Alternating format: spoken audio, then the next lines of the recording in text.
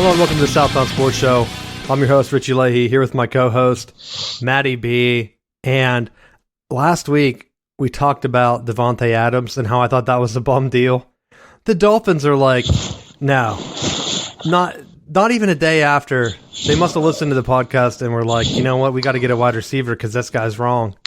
And they went out and traded 5 draft picks for Tyreek Hill.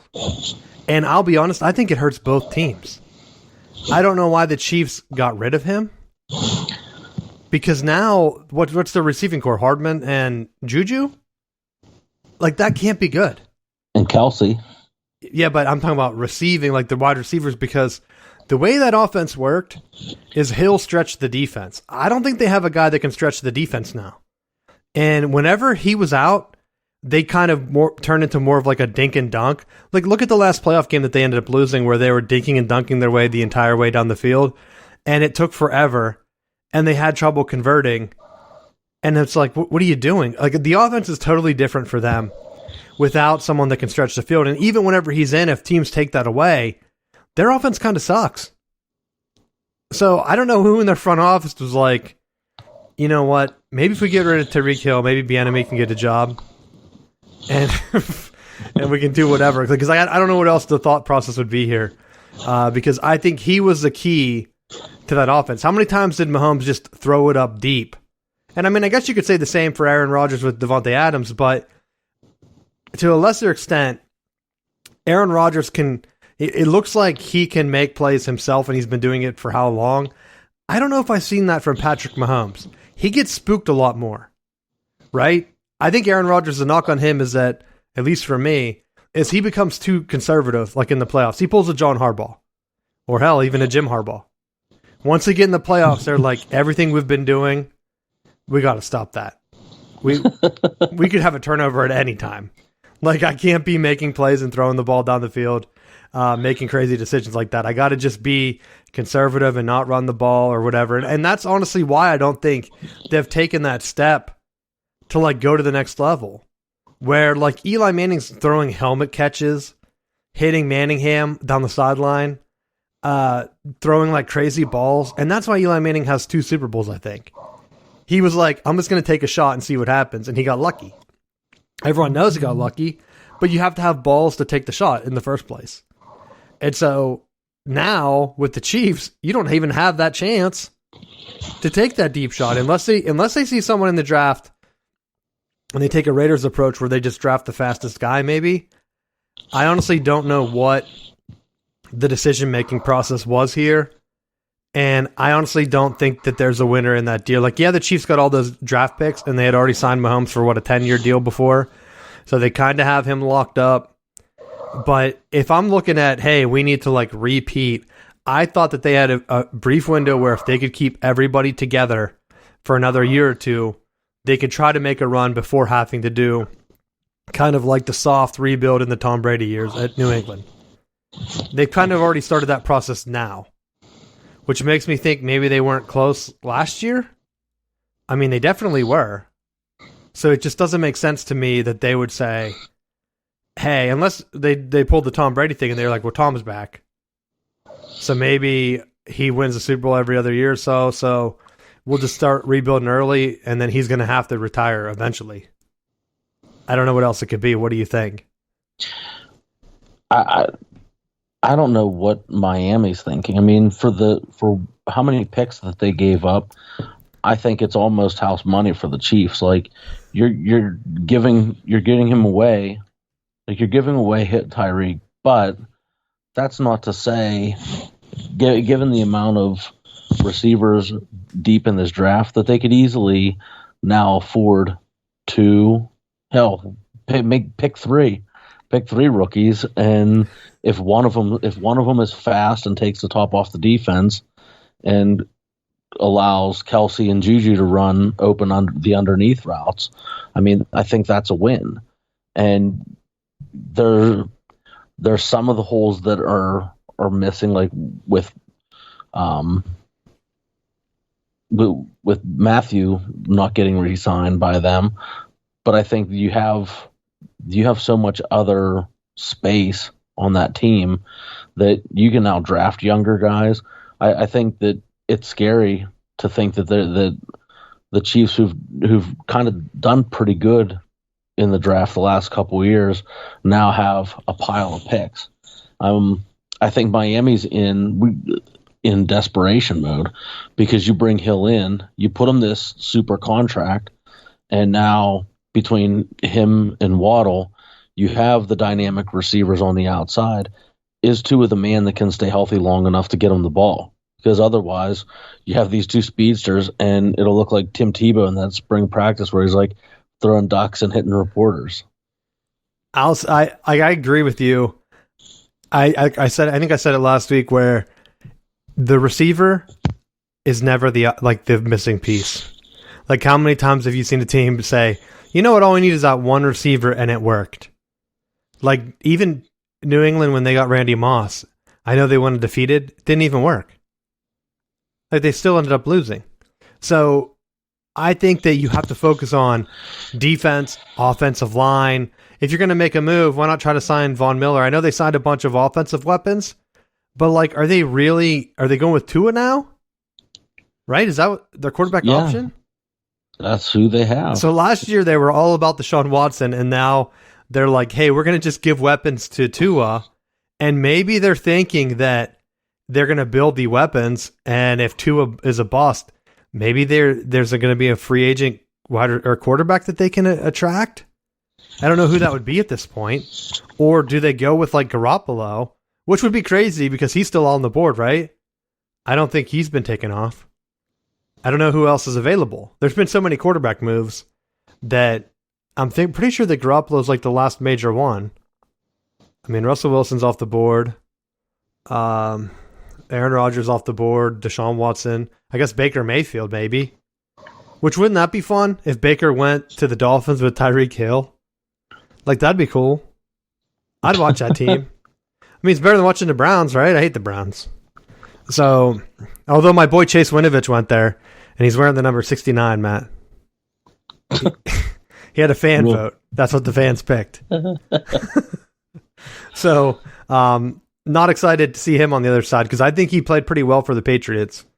And he could definitely be a guy that can get space with Myles Garrett on the other side of that defensive line.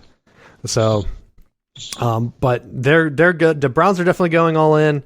I don't think it's going to work out for any of these teams. And I think this is the most movement that we've had in the past couple of years, correct? Like the past couple of years, it felt like there's only been one or two big quarterback moves a year, right? Like Tom Brady goes, and then what? Phillip Rivers moved to the Colts that year. Then you had last year Wentz going to the Colts, which wasn't a big deal. And then you had Stafford go to the Rams. But I think a lot of it's just been set in stone. Like now, there's like 3 or 4 quarterback moves that have already happened. And now you're looking at like 5 total. I mean, it just, if you count the Redskins quarterback move with Wentz, it's like, I don't know if I want to count that as a win. But I almost feel like you're looking at 2, and for your sake, I'll say 3, a 3-team race, because in the AFC you had the Chiefs, in the NFC you had the Rams last year, and for you, I'll even add the Bucks because of Tom Brady coming back. And they were the reigning champs last year.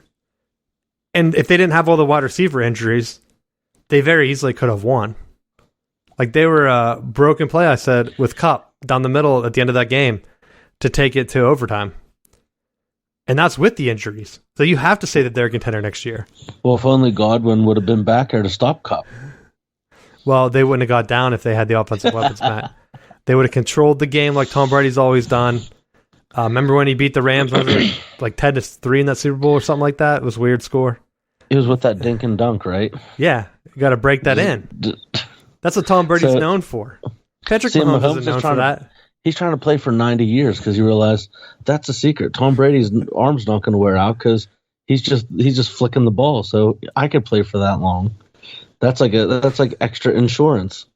That's why all those guys are signing on for extra years in their twilight years. They're that's like the Patrick price. If I sign for 5 years, Tom Brady has to retire one of these years. then I get my chance. But I mean, all joking aside, like those are the two teams I would think in the NFC, right?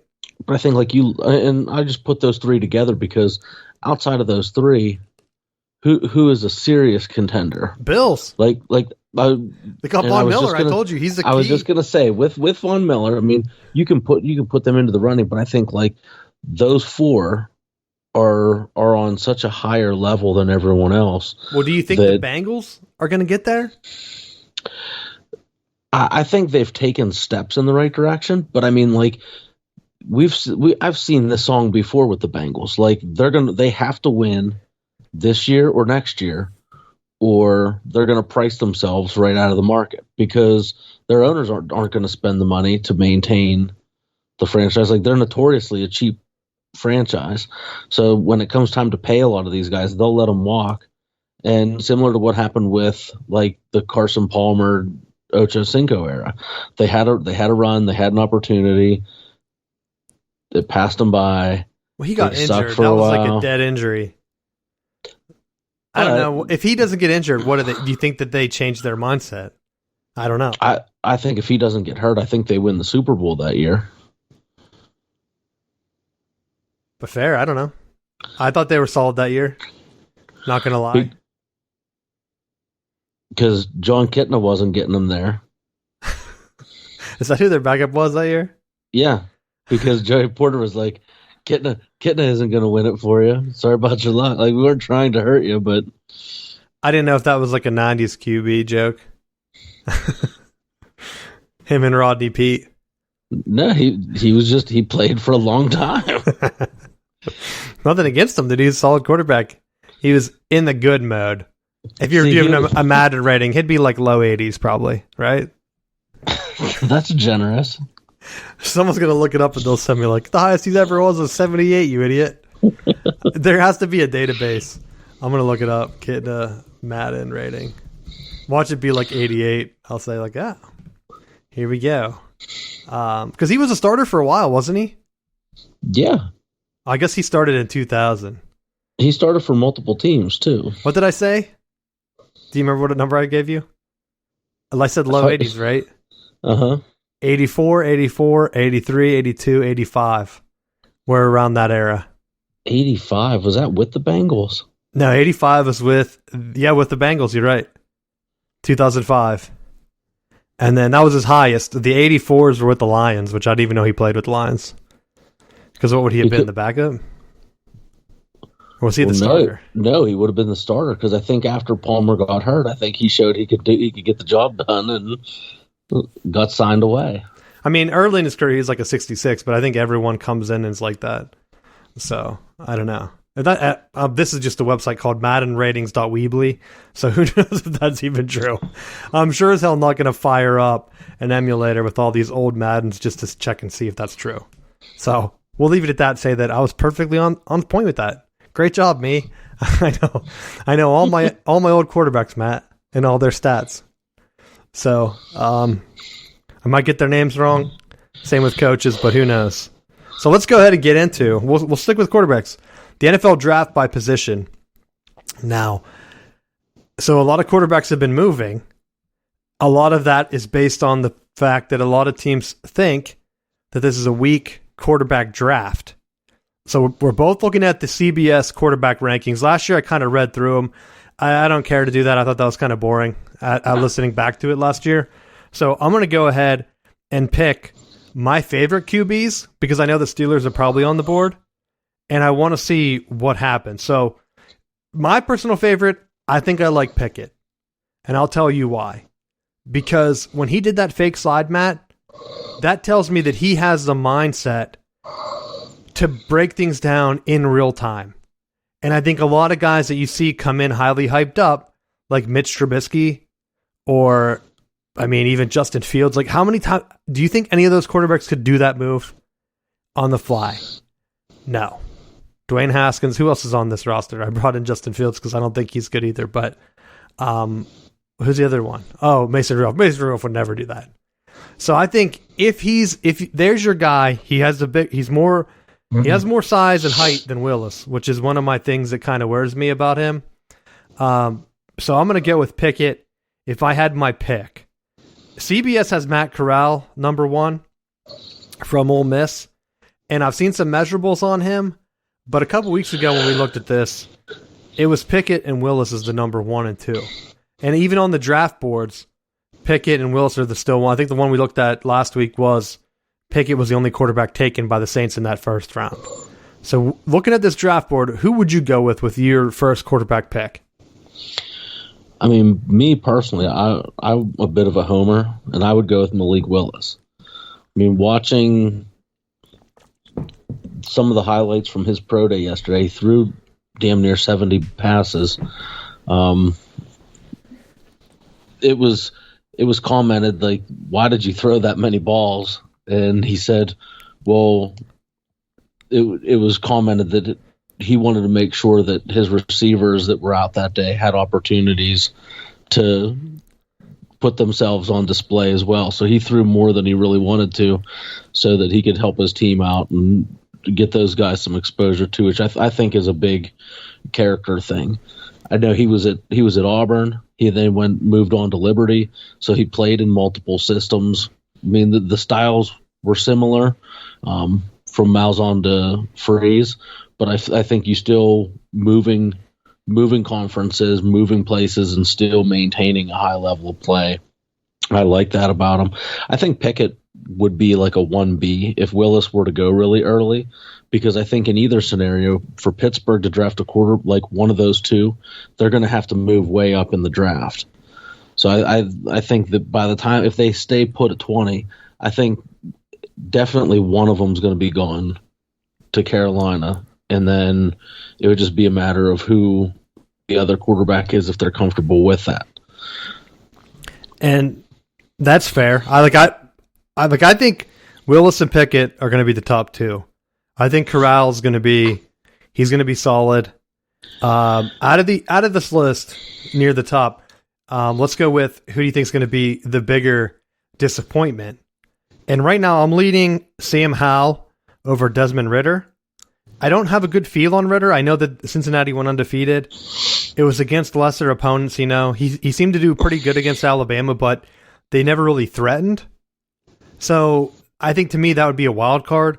But Sam Howell, looking at him and his stats in like the ACC, I think I get very similar vibes to Mitch Trubisky, where you play in one of the weaker conference divisions. Like they don't play Florida State all the time. They don't play Clemson. And yet you're putting up numbers just like Trubisky against like these bum teams.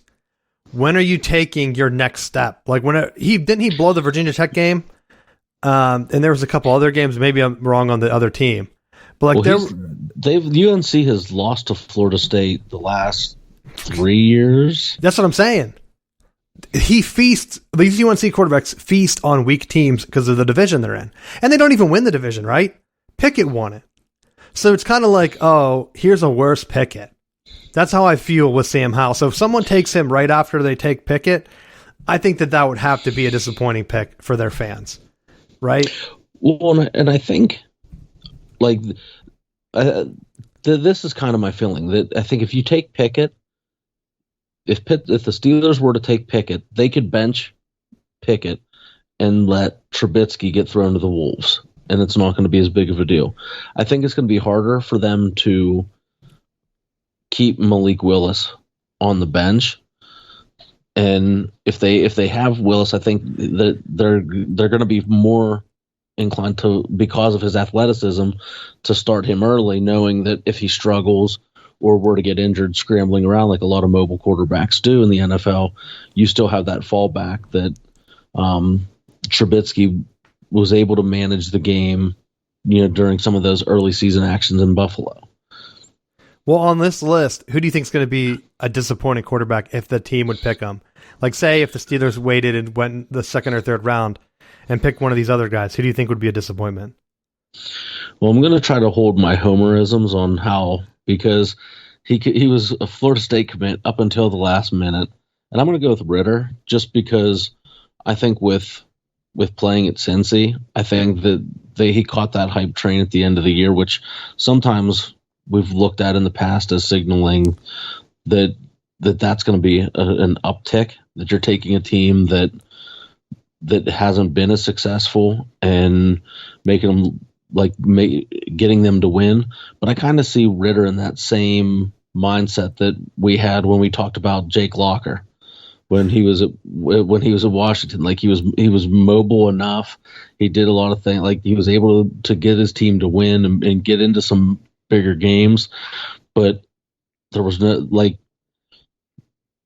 for the hype and the potential around him, he just never panned out in the NFL. I think that that's kind of where I see him at. That's also where I have Jack Cohn. I know he's like even later, but it was kind of like he had the hype coming from like Wisconsin or whatever to Notre Dame, and then he played like trash. And I'm like, even just seeing him on the list ahead of my sleeper one, which is my last category, I'm gonna go with Brock Purdy from Iowa State. Everyone's been kind of high on him. I think honestly, the recruiting at Iowa State's been so bad that they're winning in spite of that. Like, you think the recruiting is bad? Matt, Iowa State can't really compete. I'm surprised that they even win games, right? Are you joking me? No, Don't make me sound like an idiot. I don't think any Iowa State fans listen to the show. I mean, as many, like, for what the rankings are at Iowa State, I did see that Campbell allows like his players to have an active role in the recruiting of players. So like he's getting feedback from the guys that are currently on the team that know his expectations. So I think in some ways maybe it does hurt a little bit that he's giving some of that power to the rest of the team. However, I do think that it helps them because they want to make sure that they're getting the right guys to match what he wants them to do on the field. So I mean, I think that there's two parts to that. I'll say that last year they were 8th in the Big 12. They didn't have any 4 stars. Texas Tech, they were ahead of Texas Tech, but Texas Tech had a smaller class. So let's be honest, they'd probably be 9th, right ahead of Kansas.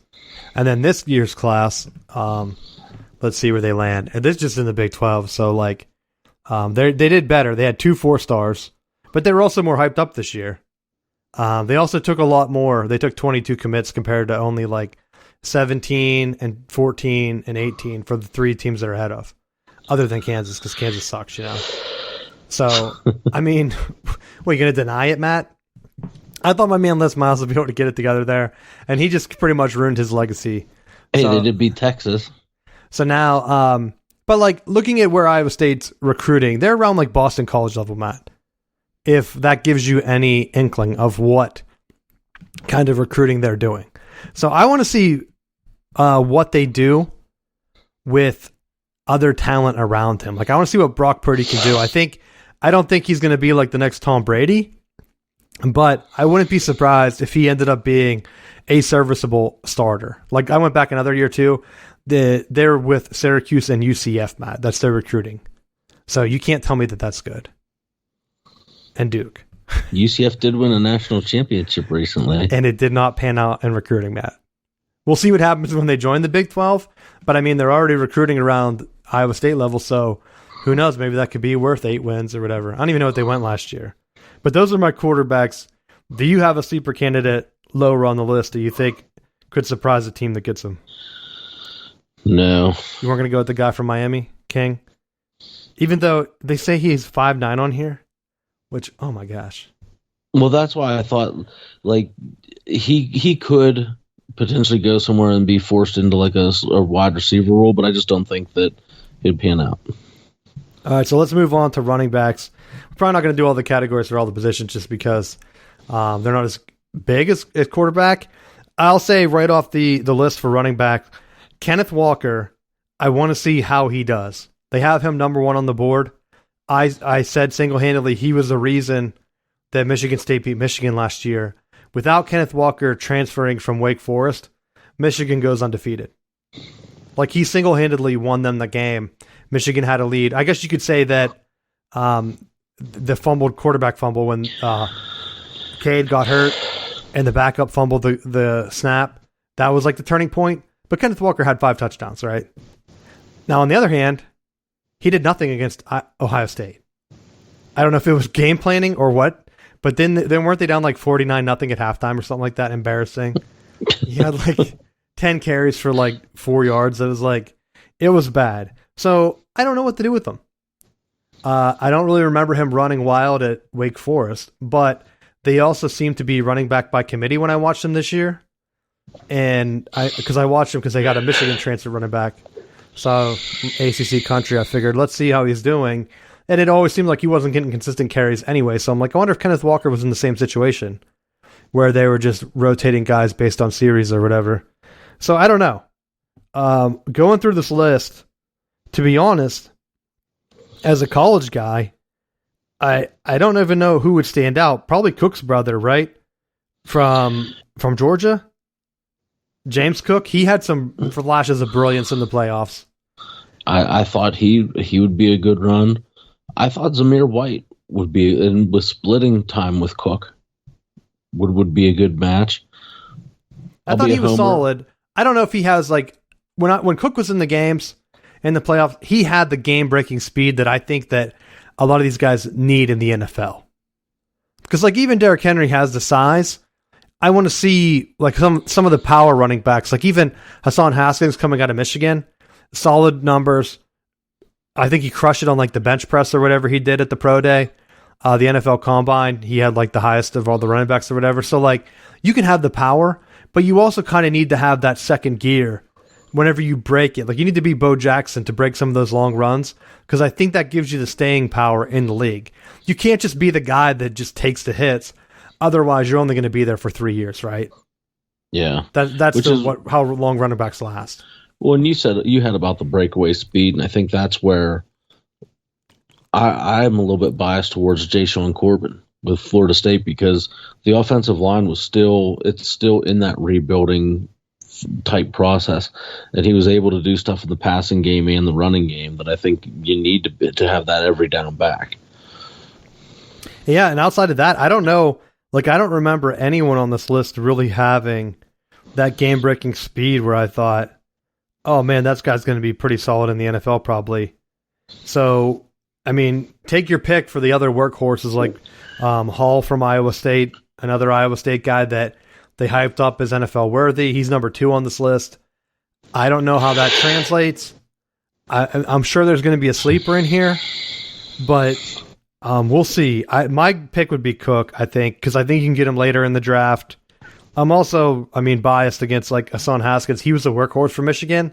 So if you need a backup to the guy, like if I was looking for a guy for like Derrick Henry, because you know how he got injured last year, and they kind of did the backup by committee, like why not take a flyer on a guy like that late that you know can just take carries from your big guy and feed him and see what happens. I mean, he's jumping over dudes. He outran Ohio State guys. He had like 5 touchdowns against them. So I don't think that would be like a bad pickup. But some of the other guys, they just honestly don't stand out to me. Master Teague, maybe, from Ohio State. But I think that's another one that I think a lot of people would just consider a bust.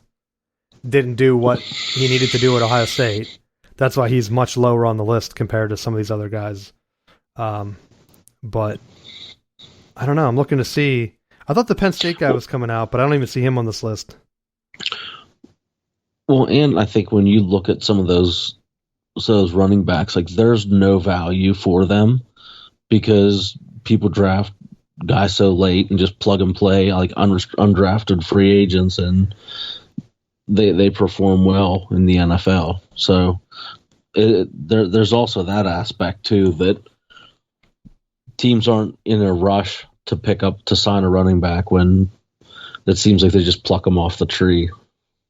And that's where I agree with you. I think that there's going to be some players that hit it out of the park that I just overlooked in the show, and people are like, you watch the team a lot, and you're like, you're forgetting this guy, and it's like, that could be fair. Maybe I am overlooking some guys, but I mean, like outside of like the pure, hey, Heisman type hype, or even just like the highlight reel college running back runs. Even the bigger teams like Georgia, they're doing by committee. Michigan's doing it by committee. Alabama's rotating dudes in. Like they don't have their Najee Harris this year. And so that's where I don't think you're going to have that stud that everyone's looking for. And I think that they're building out like it's started in the NFL and it's trickling down into college where they're starting to see more personnel type things. So if it's a short yardage, you're bringing in that heavier 225-pound running back to hammer the first down. And then if we're getting into third and long, you're bringing in that shiftier running back that can catch the ball out of the backfield. And they're doing more personnel things because that's what is happening in the NFL.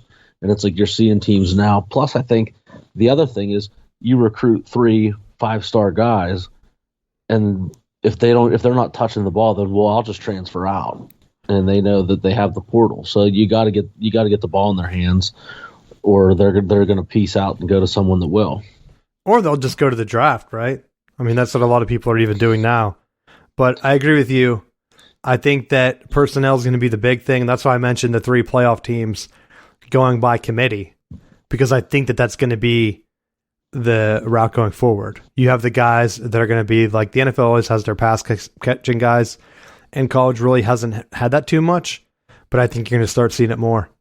And I think it's going to be part of like saving the guys. Plus, with NILs, don't overlook that crap, because now you're going to have a coach that promises so-and-so running back to come in and be a stud. He's not going to get on the field. You can't just promise a guy a bunch of NIL deals and then put him on special teams. That's not going to get it done. So you're going to have like trick plays for that guy or whatever to kind of keep that hype train going for him, keep him happy. So don't overlook it. Off topic, because I know I talked about Tennessee last week and how they were recruiting well in basketball with the NIL stuff. I saw an article because, of course, I searched for Tennessee memes last week because the NCAA tournament and Michigan matching up with them. And now my phone like recommends, like, do you want to read this article about Tennessee? I'm like, no, I definitely do not. But the one I'm like, I do. I saw I even broke the algorithm. I'm like, damn it, I have to click on this because an Alabama blog, they wrote about how Tennessee's like the dirtiest team and how they're just, it's not dirty anymore, but they're definitely outspending everyone else this year. They're going to be the A&M in recruiting this year because they got that 5-star quarterback, which embarrassingly enough for them is their first 5-star recruit in 20 years, I read. That's if the Bama blog is up to date. Who knows? But I would think that their fans would know, right? That seems like an easy search to make. But I complain when Michigan only has like 1 or 2 5-stars. Imagine being Tennessee, Matt. 20 years? That's embarrassing, right? But they have 5-star hearts. They do have 5-star hearts. And I have a new transition to that at the end of the show. So stick around after our drafting. We're going to get into that with some college talk. But I didn't want to forget the Tennessee thing. Let's get into wide receivers now. So going into this, and I've heard a lot of people talk trash on Chris Olave. That was going to be my pick for the guy. I've even seen him put in with like the Packers in some mock drafts, and I thought, well, that's going to be probably, it's going to work out pretty well. And I'll tell you why. Because of his route running. You've seen it in the NFL with like guys like Jerry Rice. When you have a guy that runs routes very clean, perfect. That's the kind of guy that can fit in. I know a lot of Ohio State fans like were down on him this year or whatever. I don't understand why, because they had such a loaded wide receiver room. He made plays. He's been a stud. Everyone knows who he is. He's been like one of the leaders on Ohio State. They have him low on this draft board, lower compared to the other one. They have Garrett Wilson going number 1 from Ohio State in the top 10. But I think they have Chris Olave as the 5th wide receiver. But to me, that would be the guy. You need a guy. Like, think of like Michael Thomas out of Ohio State. I don't even remember him much from being at Ohio State, but his route running has been so crisp with the Saints that like he was unstoppable there for a bit till he got injured or whatever. Now he's having his troubles. But that would be my pick off this. What do you think in terms of wide receivers? I've kind of liked the physical way that George Pickens played at Georgia, with being physical and like trying to knock over defenders. And obviously, I don't think he's going to get away with that in the NFL. But you know, with someone that's going to play nasty and be willing to be a physical blocker, I think that's right in that Hines Ward model that would really go well for the Steelers. So in terms of guys that I think might end up being overrated. I'm torn between Dotson from Penn State and David Bell from Purdue. And I know I'm kind of sticking to the Big Ten here. That's what I know the best. And both of those guys, I feel like they came in, they hyped, they've had big games, but they weren't consistent. And whenever you have a guy that's not consistent, like of course he's not going to contribute consistently in all the big games. Like I'm not going to look up stats. I did have Howell's stats, by the way, and it was Virginia Tech where he threw the 3 picks, and they ended up losing as like a key game to get them into a better bowl game. It was the end of the year, which I think were they even not bowl eligible then? No, they weren't. So they needed to win to get to a bowl game, and he choked. That's why I'm sticking with that as my pick of like quarterback that's going to be a bust. Watch him go to the Panthers. Anyway, but getting back to my wide receivers, I think from the Big Ten, you see him come out. I was high on Rondell Moore last year because of how he tore up Ohio State, and he's done pretty well with the Cardinals. That's why I think they were content like letting Kirk go. If I'm being honest, I think they probably felt like Moore had some other packages in that offense that he was used at. He had a lot of touches. If you look at fantasy, just completions. So in even our PPR league, like he was getting serviceable amount of touches, even though he wasn't getting the downfield stuff that Kirk had. I don't feel the same with Bell and Dodson. I know they have them around the same as our guys. That's my feeling on it. I don't know, but those are my wide receivers. What about you? I think you can't go wrong right now with an Alabama receiver, and having Mechie available would be a good take. I don't know. They're kind of the high end of those receivers. I feel like there's receivers another one too that it seems like they're pulling guys or showing out everywhere that I think that you can make an argument for a lot of these guys in the top end. I mean, with Drake London from USC, and you have that 6'4" body. You have Pickens, the North Dakota State guy, Watson, 6'4".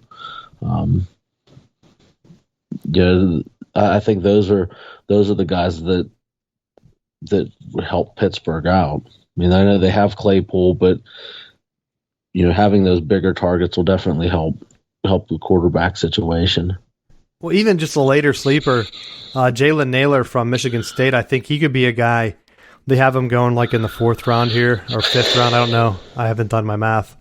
But I will say like he's a guy, he's a little bit undersized, but he would fit into some of those slot receiver positions that are pretty hot with the late round that you could just pick and hope that he blossoms into like a Cooper Kupp or someone.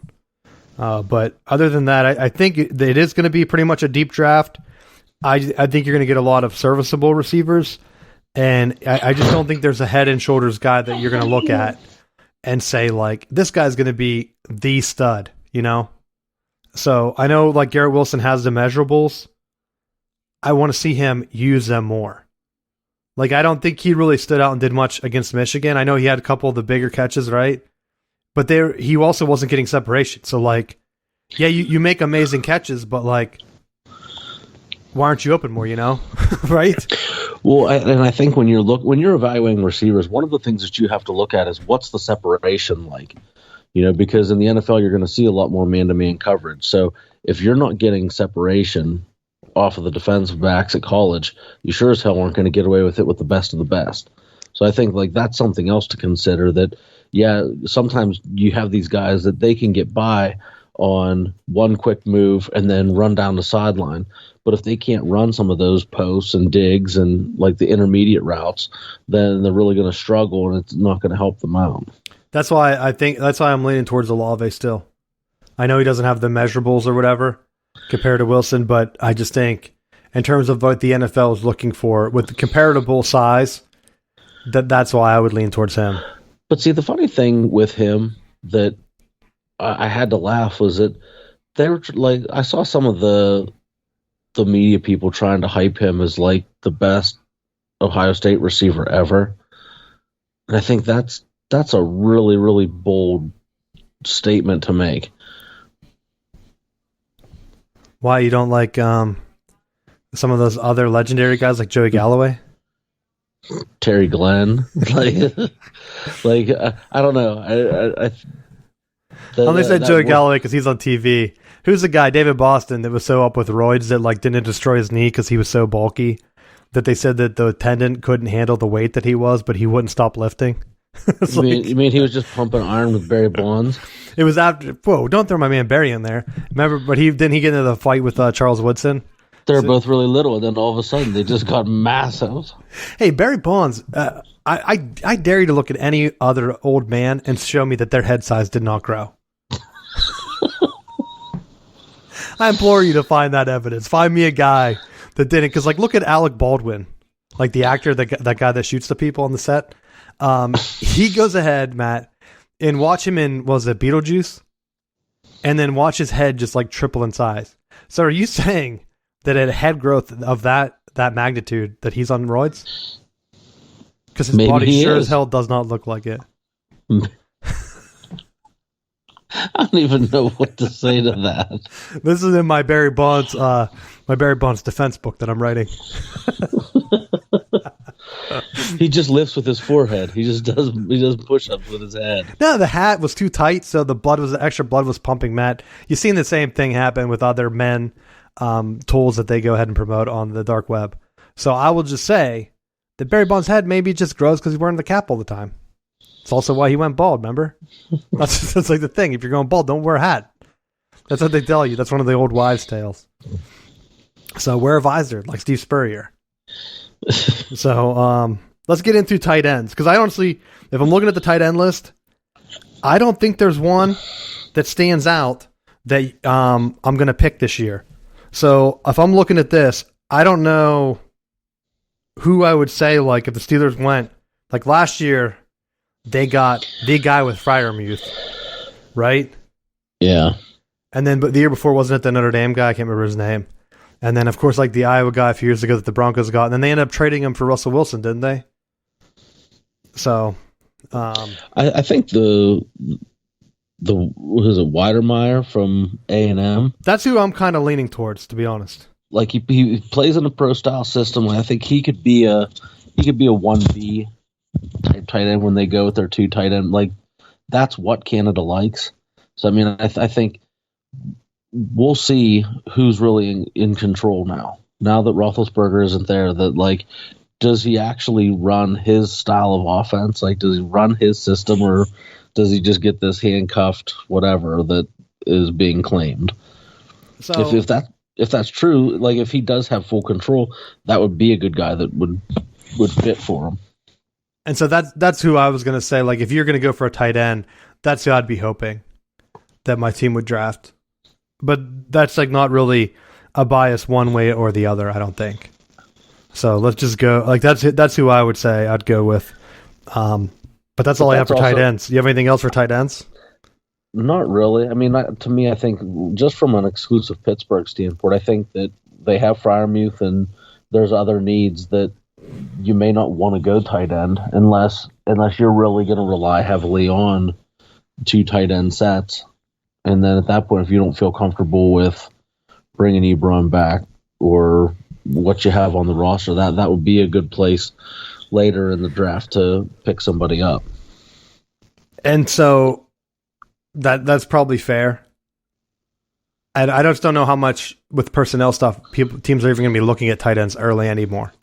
And we don't know how many picks they're going to have after they trade for Baker Mayfield anyhow.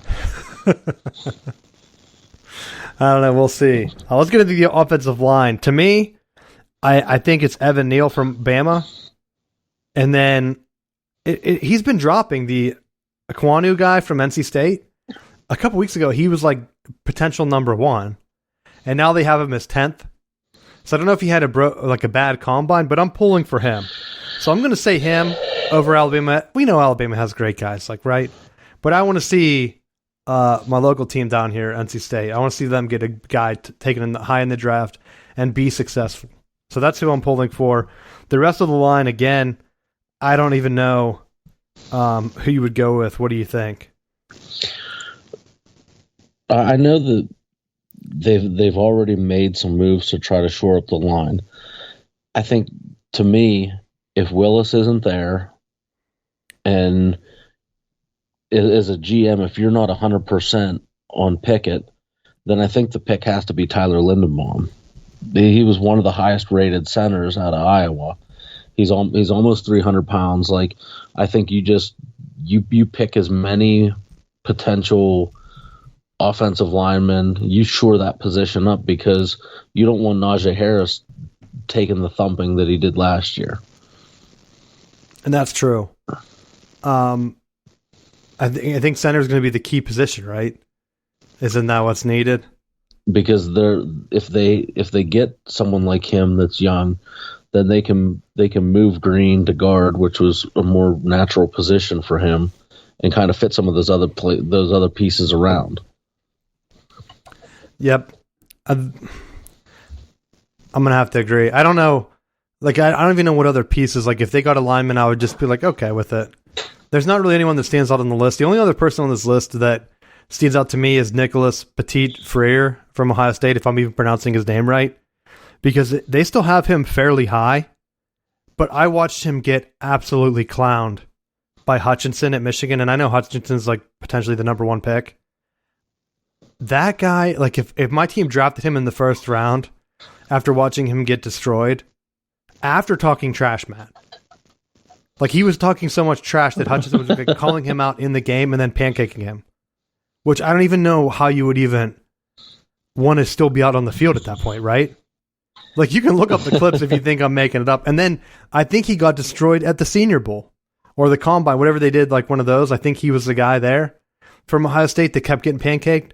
So at some point, Matt, those are going to be real issues in the NFL. So he would be the one where, and I know he's dropped dramatically down this list, where he's 70th overall, which would be like the third round at that point. He was supposed to be a first round pick, and he's dropped that far. I just don't think you recover if you don't have that quick first step at this point. You're not going to get it by the time you get in the NFL, right? I don't care how much stronger or bigger you're going to get. Like you'd have to almost learn the game at a different level. So if the Steelers would draft him, I would kind of be disappointed. But that's the only other guy on the list today. If I heard the name, if the Steelers or Packers get him, we'll say that. I'd be like, are you kidding me? Why? And then what? Hopefully, unlike other Ohio State guys, he would pan out and then they would actually have a solid career. And I'd be for that. But we'll see. Any other lineman stuff you wanted to talk about? No, there really wasn't a whole lot. But no Florida State guys? I'm not trying to get anyone killed here. If I in good faith, if I advocated for any of them right now, I know that I might be setting someone up for murder. So maybe next year. So let's get into edge, because edge is going to be the main position. I think Hutchinson should go number one, and I don't really see anything outside of the Combine where he's like an all-time performer in the history of edge rushers. Plus, he saw his performance last year. I just don't think, with the way Thibodeau at Oregon, how he didn't really live up to the success that they hyped him up for, I don't see how you could watch his highlights versus Hutchinson's and his performance at the Combine and say, yeah, that's the guy. Like, at that point, you're almost living off his past, like, recruiting profile, right? Because, like, when you're getting to the NFL, at some point you have to kind of, perform. And if you're going to go on hype, I feel really bad for Ajabo, Michigan's other defensive end, because he was I think he was like an immigrant from Scotland or something, maybe from Africa to Scotland, and then he came back to the United States. He barely played football. Like, when he played at Michigan, that was like his first thing. So they were really hyping him up on ability, and he's been getting better and better. They have the pro day. He goes down with, what is it, an Achilles injury? Luckily, they said that it's going to be a full recovery. They haven't made him fall that far. I guess I'm glad that was the case, because when he went down, nobody even checked on him. It was just like someone walked over, picked the ball up. They just left him laying on the field, and like that was a really bad look. Whoa, don't talk about our guys like that. They're focused on football, Matt. Obviously they were. They moved the drill up 10 yards and left them with a torn Achilles on the field. Hey, maybe the scouts had to get somewhere. Like Deion Sanders was complaining that the scouts didn't even show up at his pro day. So maybe Harbaugh knew he had to keep him entertained. He couldn't have him sit there and watch an injury. Plus, I don't even know. I didn't watch the full clip, but I just wondered, like, I worry because, like, sometimes you hear with an Achilles, like, that used to be like a career ender, right? Well, for normal people. But now some people recover really quick and they play in the Super Bowl too. Who's that? Cam Akers. Oh, he ruptured his Achilles. Was that his Achilles? They said, and that was the comparison, was that within, like, if he's a strong player like Florida State's Cam Akers, then he'd come back in 6 months. But if he didn't have the superior conditioning, then he'd probably be out longer. I just remember Akers making those fumbles that almost blew the series. Guess what? Every yard that he gained during his time at Florida State was 100% on his own. Because that was when they were putting stick figures up. They weren't even putting paper. Well, see, that's where if he's going to be raw and young and healthy with not that many wear and tear reps on him, like, I don't see why he wouldn't recover. And I guess it wasn't like a complete tear or something where it is going to recover 100%. They dropped him out of the first round to the 40th overall, which would be early in the second. Like, if the Steelers got him in the second or third round, that would be a 100% steal. And because I think just pure talent, I thought that he had more athleticism stuff, and I would have taken him over Thibodeau, to be honest. I know that he has comparable size. I just think that his raw talent that he's displayed has a higher ceiling just because he hasn't played football. Who was the other guy?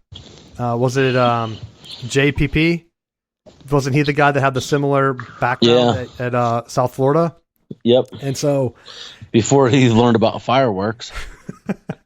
That's all I was making sure it was the right guy, because I knew that he had the firework hand club issue. But like Ajabo, he played at the higher level already, and he's played lights out. Of course, he had Hutchinson on the other side. So two beasts, like, maybe they're helping each other, where normally in college, you have one beast defensive guy. The whole line blocks that guy. And then, like, the rest of it just kind of comes over. But these guys are putting up numbers like they were Ndamukong Suh, right? So I don't think you can go wrong with either of them. The Purdue one's interesting to me. Karlaftis, I don't know how to pronounce his name correctly, but he was recruited heavily to Michigan. We'll say that. I think Michigan came in second in that recruitment. And I always wondered, like, what if he had come to Michigan? Would his career have been any different? Like, would Ajabo not be in this draft? Like, would it be Hutchinson and him? And so that's going to be an interesting pick, because I would assume Hutchinson's picked before him. What happens to the other Big Ten guy? But I'm still surprised that they have the Oregon defensive end so high, if I'm being honest. Well, and again, I'll be the homer here, but Jermaine Johnson had a phenomenal year at Florida State and was a transfer portal guy that single-handedly was a force in a bunch of games. Like, he took over in Miami and was knocking passes down and blocking field goals and doing all this stuff. Like, I think when you see how the level of athleticism and his motor and things like that, like, he's a guy that I think he's worth taking a stab at. And they have him going in the first round too. So I think this draft is very talented in the defensive ends, because I agree. I think he would be a big-time player too. So if you're talking about the first 2 rounds being able to steal a guy like that all the way down to Ajabo, I think those are all first-round talents. So that's my position there. So that's my thing. I hope Hutchinson goes number 1 overall. I think he deserves it. He has the bigger size compared to all these guys, and his strength and speed numbers were unreal. So I just don't see how you wouldn't take him. I do worry, like, what if he is a bust? Remember Clowney? Very similar. That's the hype that I keep thinking of. But he also had the AC. He also had a knee injury early in his career. Yeah, but so did Hutchinson. He had an injury last year, remember? That's when Michigan started to fall apart. He got injured, and then COVID hit. And so you already had the defense looked like shit when he got injured. They played pretty good that first game, though, against Minnesota, right? So maybe his injury cost Don Brown his job. Who knows? But obviously the injury's no big thing if he played this year that well. I don't think there's any questions about that. Maybe long term, but that's my thing on the edge.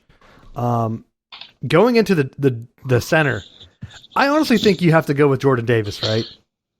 He's such a big monster that could you imagine if the Steelers got him and ran the 3-4?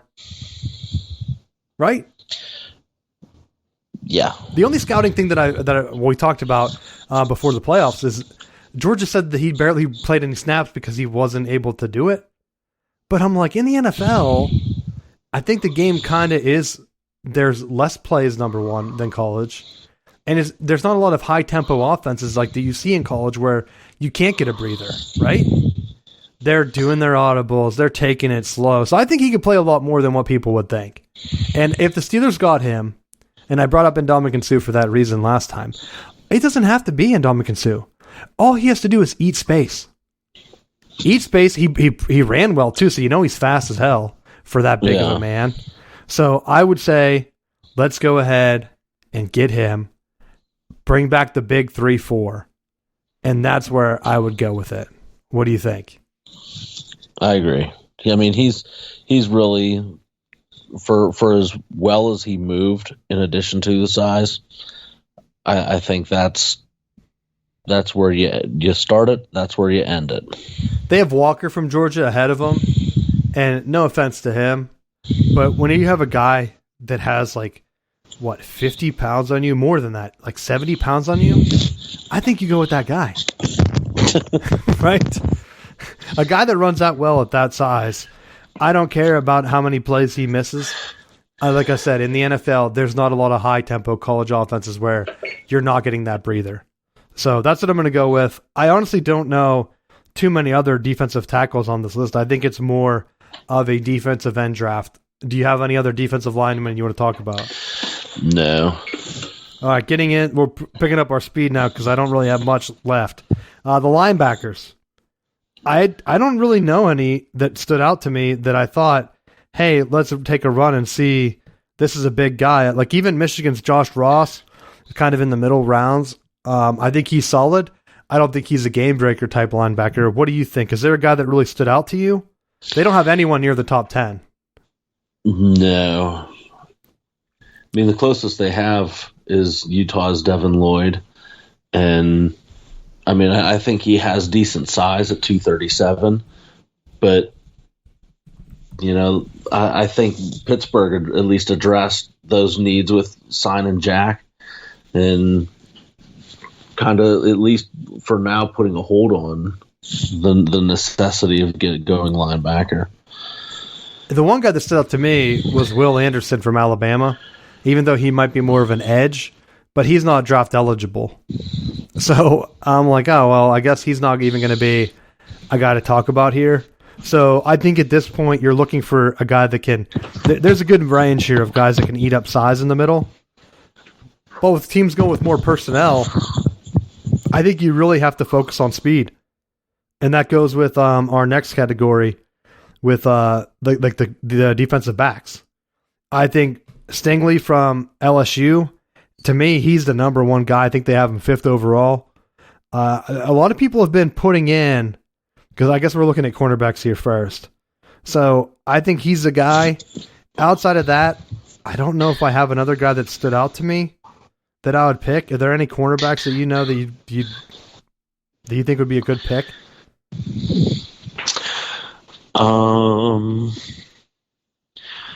You know, I thought that Booth played well from Clemson, and I mean he's playing at 6 foot, which is seeming to be more of the trend of trying to get those defensive backs that have a little bit more range to them. I'm looking to see just if there's any Big Ten guys that have that same type of hype, but honestly, I don't even know. Outside of like the LSU, which I think that was just more hype. The one guy that I did see on here is Fayetteville State, local NC school, has Joshua Williams. That's right. On the board. He was one that I'm glad you said about him because I was thinking the same thing. So he could be their first draft pick since 1976. Fast. in terms of speed, but he's at the D2 level. And I think the D2 level, I think they're a little bit more forgiving in terms of cornerbacks and defensive back guys. I think you see a lot more of them taken compared to other ones. So that'll be my thing. I also wonder if Michigan's Vincent Gray will get drafted. He's a senior, but I don't know if he really had the talent or the speed to really stand out much. I think he'd be more of like a nickelback / special teams player. Are there any other cornerbacks that stood out to you? No. The safety one, which is pretty much our last category, they've been putting Kyle Hamilton from Notre Dame all the way up to number 1. And looking at Michigan's guy, Daxton Hill, which they have at like the 19th pick, I know that Hamilton has more size, but to me, I just don't see it. Like, if he's the overall number 1 pick, I'll be kind of shocked. I don't know. Has a safety? When's the last time a safety went overall number 1? Do you know? Ooh. No. I'm going to look and see if I can find it. But, I mean, normally they're like quarterbacks. You get the defensive ends in there. I just think it's a really, really risky pick to take a safety, right? I don't even know in terms of like a safety, like who would be that would have that much hype, like that has been taken in the top 10 that really panned out, right? I mean, the only ones that would come to mind would be like a Polamalu and Ed Reed or Charles Woodson. And even at those guys... Well, Charles Woodson was a cornerback, so that might be a little bit different. But the two guys you mentioned, Ed Reed or Polamalu, who else would have been? Even Minkah Fitzpatrick, right? But he wasn't... Was he even in the top 10? I thought he fell out. He was close. He was close getting picked up by Cincy. Wasn't there another safety from like Texas or someone that got taken pretty high? Roy Williams by Dallas. Yeah, maybe that's who I'm thinking of.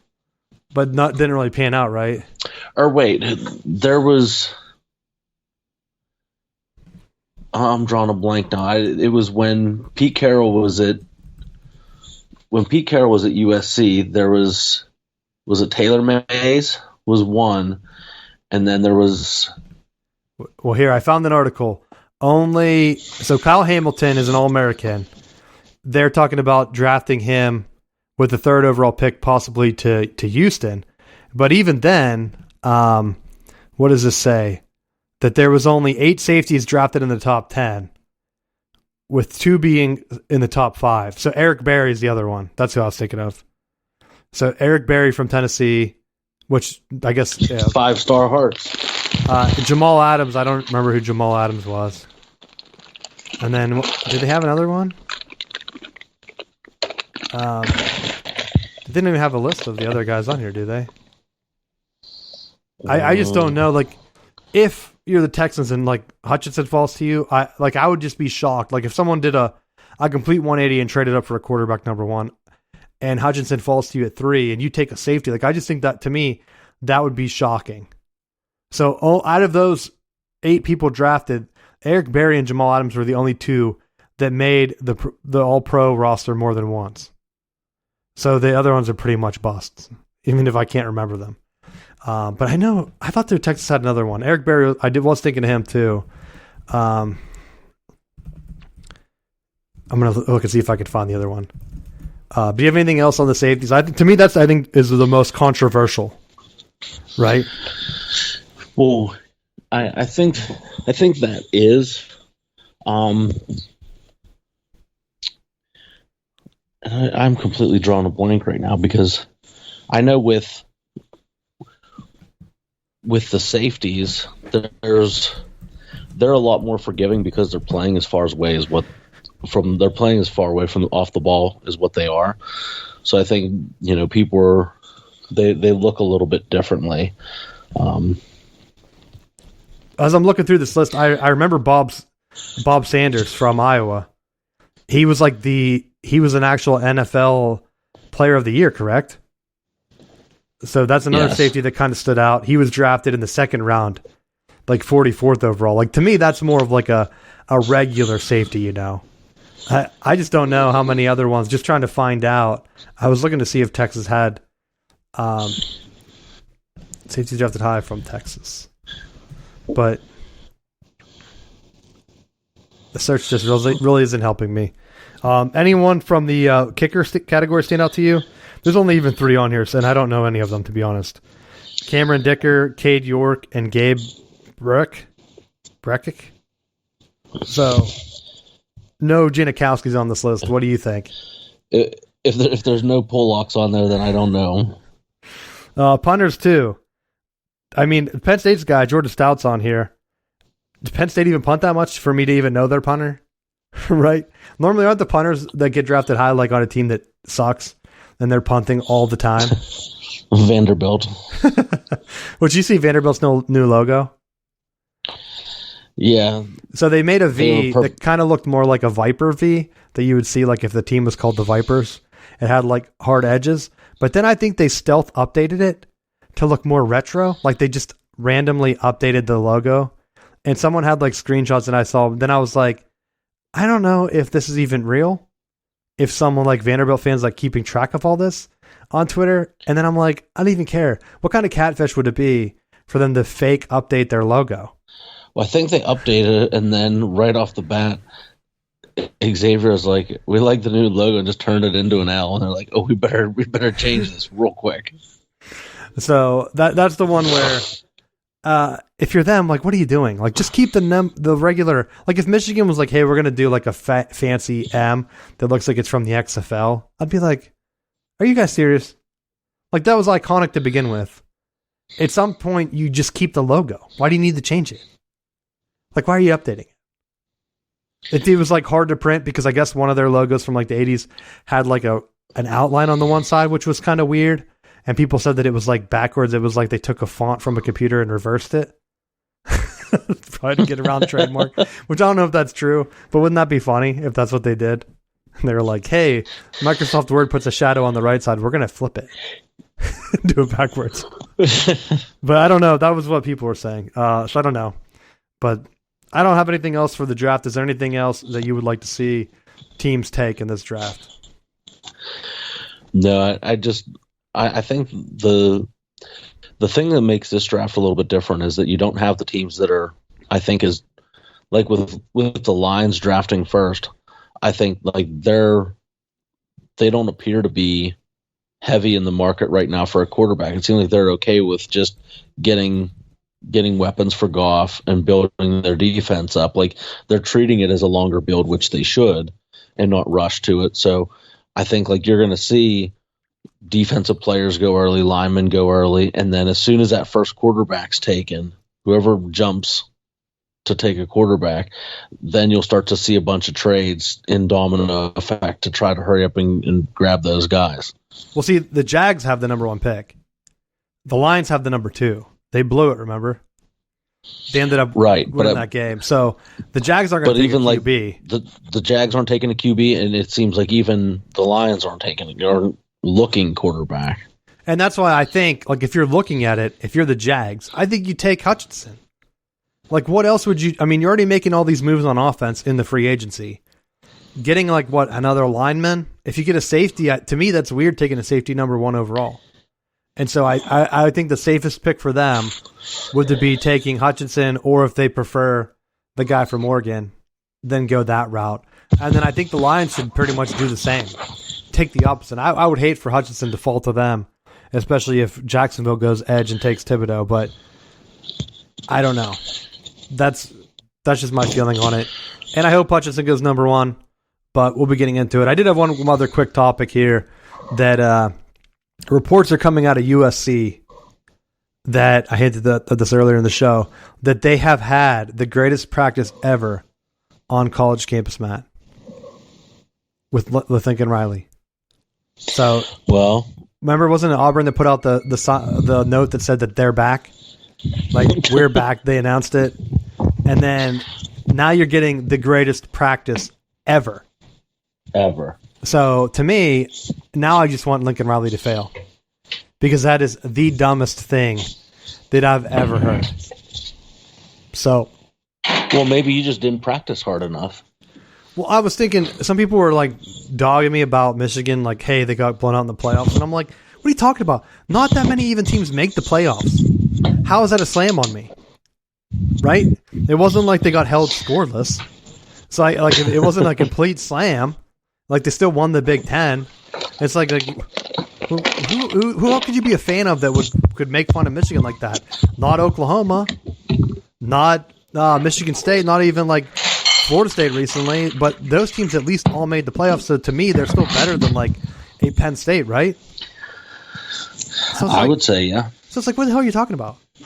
If you want to be jealous that your team hasn't made it, that's fine. But talking about how Michigan was embarrassing, I think it was a lot of leftover stuff from the college basketball. Because Michigan, remember I brought up that stat last week about how Juwan Howard had 5 wins and like all the other Big Ten teams had like nothing in the basketball tournament.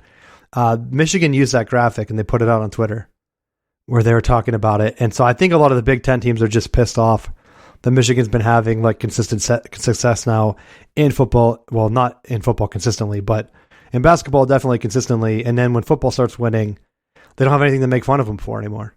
Because it used to be, well, Michigan still chokes in football since like 2000, whatever. Now it's like, oh, well, they just won the Big Ten, so I guess you can't make fun of them because the rest of the Big Ten just sucks. So we're pre-recording the show, though, so we didn't purposely ignore March Madness if Michigan were to lose or one of the other teams. Like if there's big upsets that we were wrong on, we just don't know for sure. I'm recording this before I end up watching the game. So we wanted to do our pre-draft show. So that's why we'll be hitting some of the basketball stuff. I hope Michigan wins still. And I hope that when you're listening, you'll know. So hopefully they're in the Final Four. But probably not. I think they're dogs again. But that's my same thing. Now you're on the football. You have the greatest practice ever on a college campus with USC. So if that's not ready for a disappointing season, I don't know what is. But do you have anything else for the final bell, Matt? Nope, that's it. All right. Thanks for listening, and we will see you next week.